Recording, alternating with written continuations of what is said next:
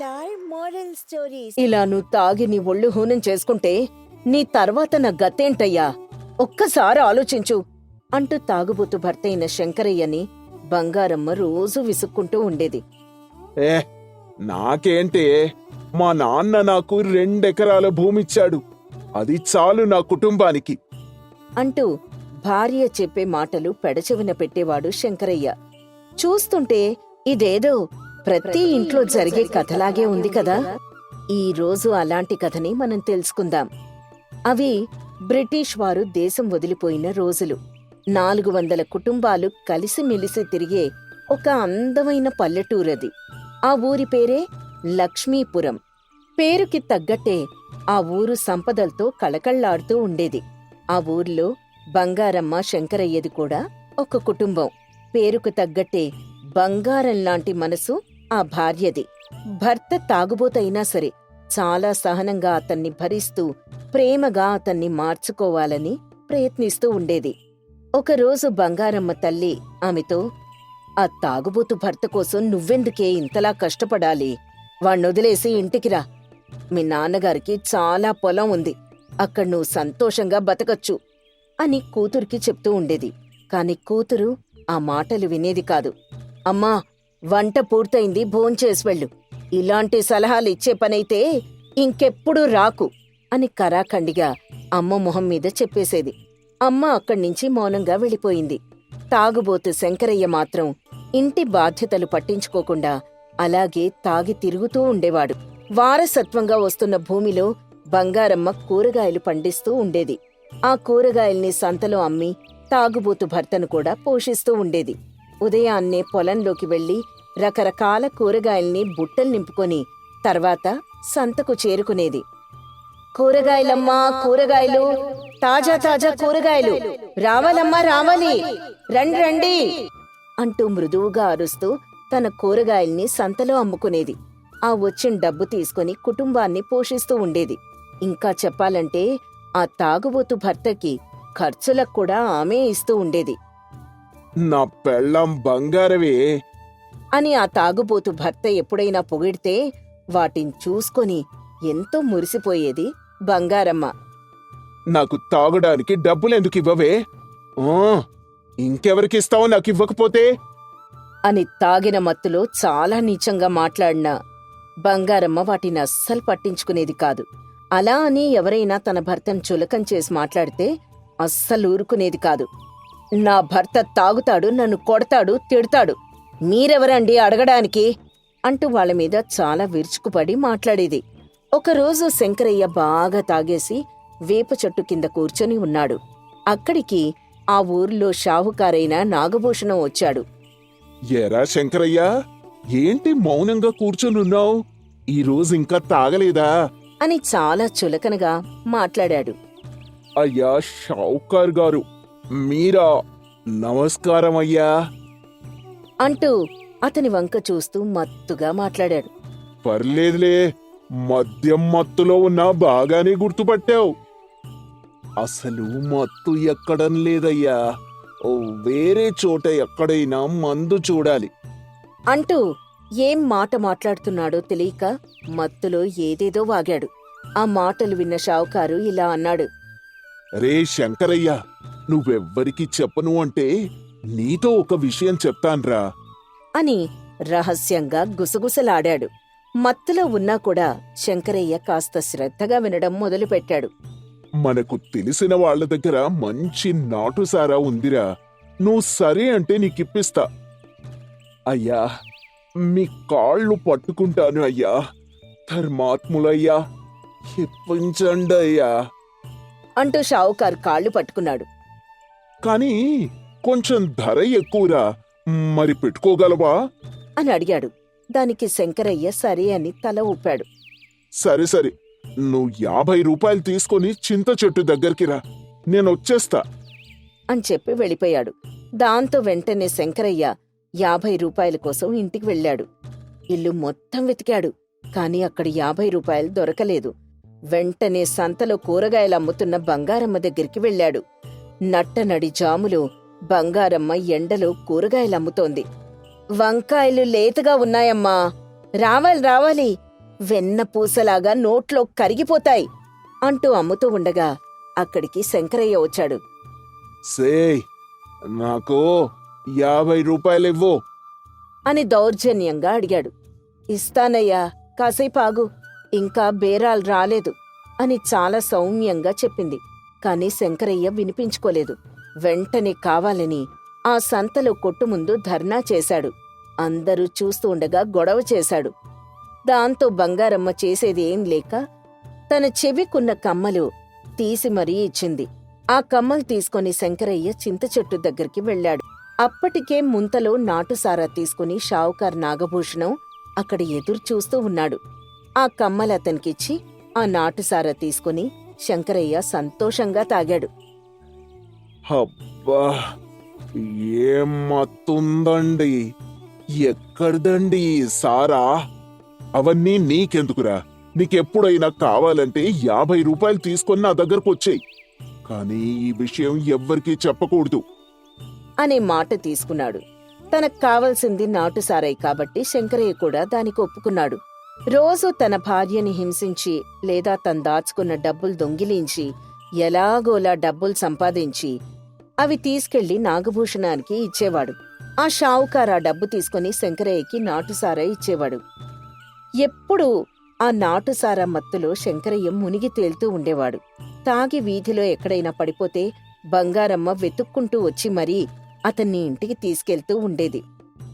దేవుడా, నా భర్త చేత ఈ తాగుడు మానిపించి ఆయన సంతోషంగా ఉండేలా చూడు నాయనా అని బంగారమ్మ ప్రతిరోజు దేవుళ్ళకి మొక్కుకుంటూ ఉండేది.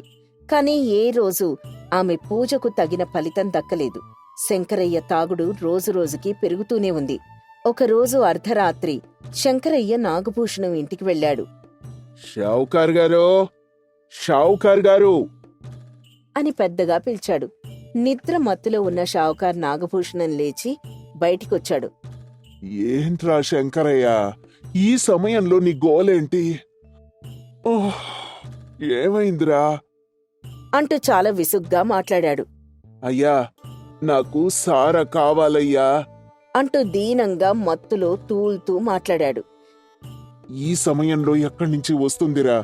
రేపు మధ్యాహ్నం రా, తీసి పెడతాను అంటూ నిద్రమత్తులో మాట్లాడాడు నాగభూషణం. అయ్యా, అలా అనకండయ్యా, మీ కాళ్ళు పట్టుకుంటాను, నాకు మందు కావాలయ్యా అని చాలా నసపెట్టాడు. నాగభూషణానికి ఎలా వదిలించుకోవాలో అర్థం కాలేదు. కావాలంటే ఎక్కువ డబ్బులు ఇస్తానయ్యా, ఎలాగైనా మందిప్పించండయ్యా, అది లేకుండా నేను బ్రతకలేను అని కాళ్ళు పట్టుకుని బ్రతిమలాడాడు. ఎక్కువ డబ్బనేసరికి నాగభూషణానికి ఆశ కలిగింది. సరే, నువ్వు నాతో రా అని చెప్పి శంకరయ్యని నాగభూషణం తనతో పాటు తీసుకెళ్లాడు. అంత అర్ధరాత్రి పూట పొలిమేర దాటి ఇద్దరూ అరణ్యంలో ప్రవేశించారు. మధ్యలో ఉండే ఒక గుహలోకెళ్లారు. ఆ గుహం చూడగానే శంకరయ్య మొత్తం వదిలిపోయింది. అక్కడ చాలామంది నాటుసారా కాలుస్తున్నారు. అంతేకాదు, ఊర్లో పంచాయతీ పెద్దగా ఉండే పరంధామయ్య కూడా అక్కడ ఎలా చేయాలో అని కూలివారికి చెప్తూ ఉన్నాడు. అక్కడ్నించి ఏ ఊరికి ఎలా వెళ్ళాలి, ఎవరికి సరుకు అందించాలి అని అంతా ప్రణాళిక సిద్ధం చేసుకుంటూ ఉన్నారు. రే శంకరయ్య, ఈ చోటు గురించి ఎవరికీ చెప్పకూడదు. ఎదిగో, నీకు కావలసిన నాటుసారా అక్కడుంది, తాగి డబ్బులిచ్చి వెళ్ళు అని చెప్పగానే శంకరయ్య పెద్దగా నవ్వాడు. శంకరయ్య అలా ఎందుకు నవ్వుతున్నాడో తెలియక అక్కడున్న వాళ్ళందరూ ఒకరి ముఖాలొకరు చూసుకుంటూ ఉన్నారు. నేనెవరికీ చెప్పనయ్యా, కానీ ఈ విషయం గ్రామానికి తెలిసిపోయింది కదా అనగానే నాగభూషణం ఒక్కసారిగా భయపడిపోయాడు. వెంటనే అక్కడికి గ్రామాధికారితో పాటు చాలామంది భటులొచ్చి నాగభూషణాన్ని, పరంధామయ్యని, అక్కడున్న మిగతా కూలీవారిని అదుపులోకి తీసుకున్నారు. ఈ తాగుబోతు మనల్ని ఇరికించాడ్రా అనగానే గ్రామాధికారి కల్పించుకున్నాడు. ఎవడ్రా తాగుబోతు? అతను ఈ గ్రామంలో ఉండే రక్షణ అధికారి అనగానే ఒక్కసారిగా అందరూ ఆశ్చర్యపోయారు. గ్రామంలో ఉండే నాటుసారా గురించి తెలుసుకోవడానికి ఒక తాగుబోతుగా వేషం కట్టి ఇలా మారాడు. ఈ విషయం ఎవరికైనా తెలిస్తే తన పథకం ఫలించదని తన భార్య దగ్గర కూడా నటించాడు అనగాని అందరూ ఆశ్చర్యపోయారు. తర్వాతి రోజు ఈ విషయం ఊరందరితో పాటు బంగారమ్మకు కూడా తెలిసింది. బంగారమ్మ దగ్గరికి శంకరయ్య వెళ్ళాడు. బంగారమ్మ, అది అది అసలు ఏం జరిగిందంటే అంటూ ఏదో చెప్పాలని ప్రయత్నిస్తున్నాడు. కాని నోట్లో నుంచి మాట రావడం లేదు. మీరేం నాకు చెప్పాల్సిన అవసరం లేదండి. మీ ఉద్యోగం మీరు చేశారు. మీరు తాగుబోతుగా ఉన్నప్పుడే అంత గౌరవించాను. ఇలాంటి మంచి పని చేసినప్పుడు ఇంక నేనెంత గౌరవిస్తాను చెప్పండి అని చాలా ఓపిగ్గా చిరునవ్వుతో చెప్పింది. ఆ మాట వినగానే శంకరయ్యకి అంతులేని ఆనందం వేసింది. ఇక అప్పట్నుంచి రెట్టించిన ఉత్సాహంతో మంచి మంచి పనులు చేయడం మొదలుపెట్టాడు. ఇంట్లో అర్థం చేసుకునే భార్య ఉంటే ప్రపంచాన్ని మగాడు ఏళ్తాడు అంటే ఇదే మరి. చుట్టూ నీరు, మధ్యలో అరణ్యం. ఇందులో రాగమయూరం అనే ఆశ్రమం ఉండేది. ఆ ఆశ్రమంలో రాఘవ మహర్షి ఎంతో మంది యువకులకి రకరకాల విద్యలు నేర్పించి మంచి పౌరులుగా సమాజానికి అందించేవారు. ఆశ్రమంలో శివానందుడు, సదానందుడు, బ్రహ్మానందుడు అనే 3 యువకులు ఉండేవారు. వాళ్ళు గురువుగారు చెప్పిన విద్యని బాగా నేర్చుకున్నారు. ఒకరోజు రాఘవ మహర్షి వాళ్ళ 3ని పిలిచి, నాయనా, రేపటితో మీ శిక్షణా కాలం పూర్తవుతుంది. మీరిక సమాజంలోకి వెళ్ళవచ్చు అని చెప్పగానే 3 ఒకరి ముఖం ఒకరు చూసుకున్నారు. చాలా సంతోషించారు. రేపు సూర్యోదయం అయ్యాక 3 బయలుదేరండి అని రాఘవ మహర్షి చెప్పడంతో 3కి పట్టరాని సంతోషం వేసింది. రేపట్నుంచి హాయిగా పనిచేసుకుని సంపాదించొచ్చు అని మనసులో ఉప్పొంగిపోయారు. కాని 3కి 2 విషయాలు చెప్తాను, జీవితాంతం గుర్తుంచుకోండి అని చెప్పడంతో 3 ఒకరి ముఖం ఒకరు అయోమయంగా చూసుకున్నారు. ఎప్పుడూ మనది కాని సొమ్ము కోసం ఆరాటపడకూడదు. రెండోదేంటంటే ఆపద అని తెలిసాక కూడా మూర్ఖంగా అడుగు వేయకూడదు. జాగ్రత్తగా వెళ్ళండి. దీర్ఘాయుష్మాన్ భవ అని ఆశీర్వదించారు. 3 సరే అని తలూపారు. తర్వాత రోజు సూర్యోదయం అవ్వగానే శివానందుడు, సదానందుడు, బ్రహ్మానందుడు 3 మహర్షికి నమస్కరించి ఊరికి బయలుదేరారు. ఒక అడవిలో మాట్లాడుకుంటూ నడుచుకుంటూ వెళ్తున్నారు. 3 ముఖాల్లో చిరునవ్వు తాండవిస్తోంది. మిత్రులారా, నేను ఊరికెళ్ళిన తర్వాత మామిడికాయల వ్యాపారం చేస్తాను. నేను కిరాణా వ్యాపారం మొదలు పెడతాను. ఇద్దరూ వారి వారి వ్యాపారాల గురించి చెప్పుకుంటూ వస్తున్నారు. బ్రహ్మానందుడు మాత్రం ఏం మాట్లాడలేదు. ఏంట్రా, ఏం మాట్లాడవు?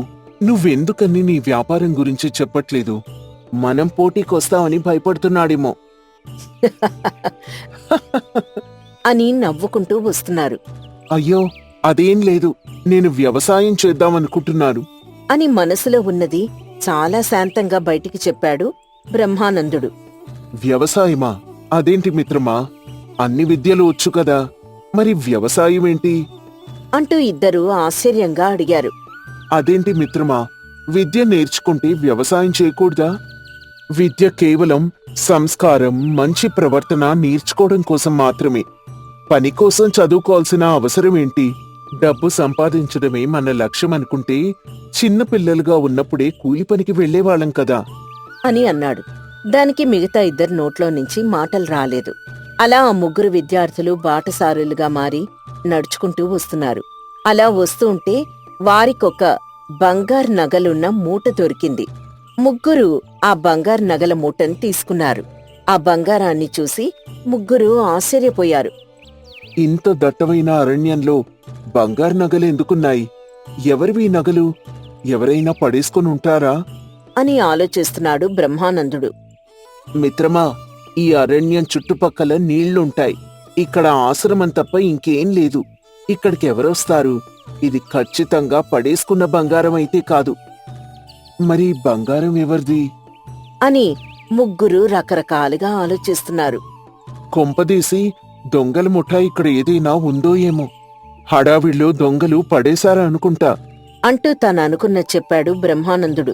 నిజమే, ఈ బంగారాన్ని మనం పంచుకుందాం. చిచి, అది పరాయి సొమ్ము, పాము వంటిది. గురువుగారు చెప్పారు కదా, మనది కాని సొమ్ము కోసం ఆరాటపడకూడదు అని. అని బ్రహ్మానందుడు నిజాయితీగా మాట్లాడాడు. మిగతా ఇద్దరికీ ఆ మాటలు రుచించలేదు. ఈ రోజుల్లో ఆ విధానాలు పనిచేయవు మిత్రమా.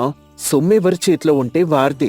లోకానికి తగ్గట్టు మనం కూడా మారాలి అంటూ ఆ ఇద్దరూ బ్రహ్మానందుడిని బలవంతంగా ఒప్పించాలని చూశారు. కాని బ్రహ్మానందుడు మాత్రం ఒప్పుకోలేదు. నేను ఒప్పుకోను కాక ఒప్పుకోను.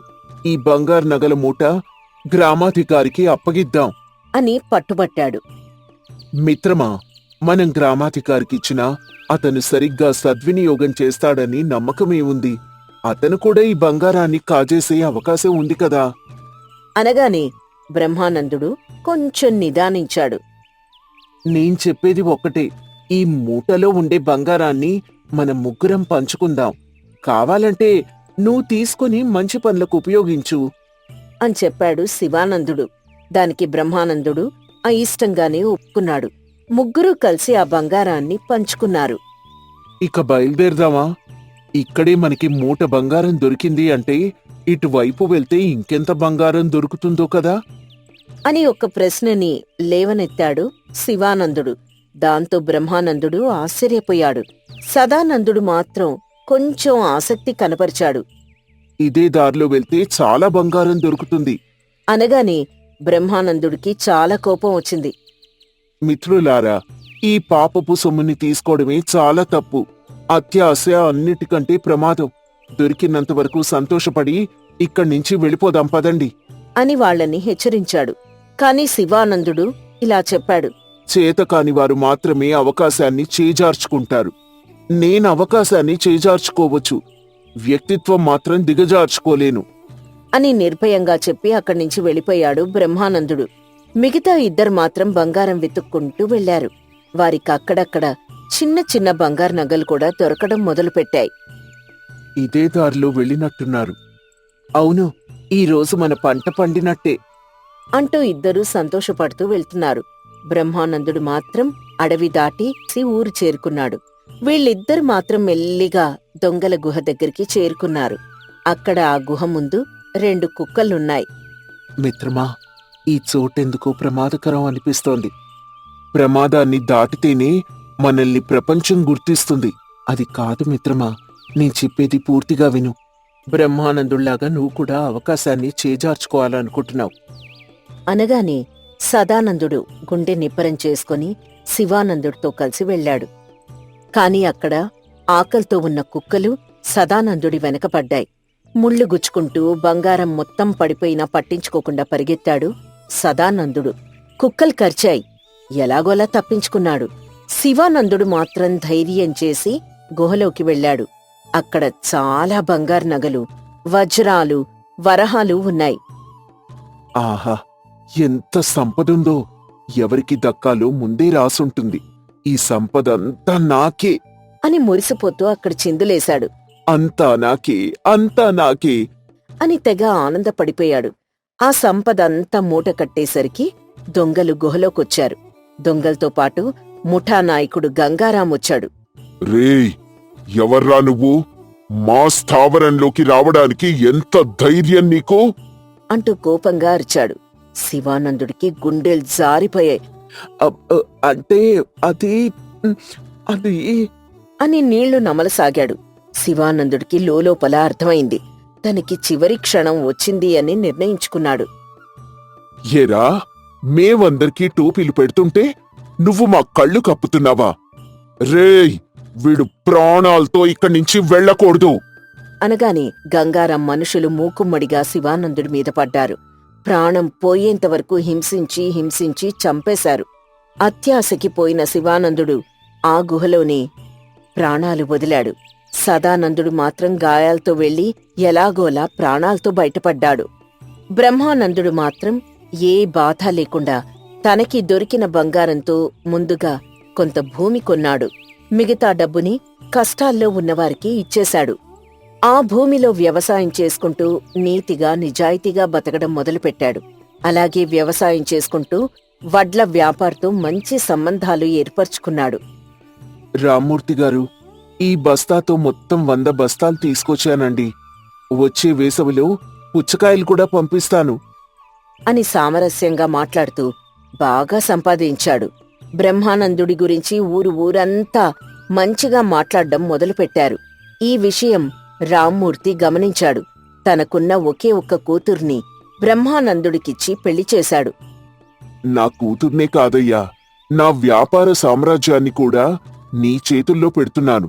నా నమ్మకాన్ని నిలబెట్టాలి మరి అని చెప్పాడు. బ్రహ్మానందుడు సంతోషంగా కుటుంబాన్ని చూసుకుంటూ జీవనం సాగిస్తూ ఉన్నాడు. వ్యాపారాన్ని 3 పువ్వులు 6 కాయల్లాగా పెంచాడు. దేవుడు వ్యాపారంతో పాటు బ్రహ్మానందుడి దంపతులకి ఒక కొడుకు, ఒక కూతురు కూడా పుట్టారు. ఒకరోజు పని ముగించుకుని రాత్రిపూట పిల్లలు, నాన్నా కథ చెప్పవా? చెప్పు నాన్నా, చెప్పు అంటూ పట్టుబట్టారు. కథ కాదు కాని మీకు 2 విషయాలు చెప్తాను.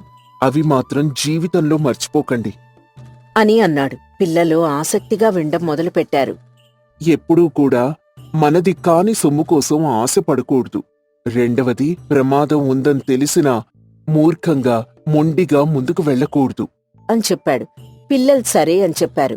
రాఘవ మహర్షి చెప్పిన ఆ 2 మాటలు విన్న బ్రహ్మానందుడు జీవితంలో చాలా ముందుకెళ్లాడు. ఆ మాటలు పెడచెవిన పెట్టిన 2 బాటసారులు అత్యాశతో తమ జీవితాల్ని నాశనం చేసుకున్నారు. ఈ కథ ద్వారా అత్యాశ ఎంత ప్రమాదమో మనం తెలుసు.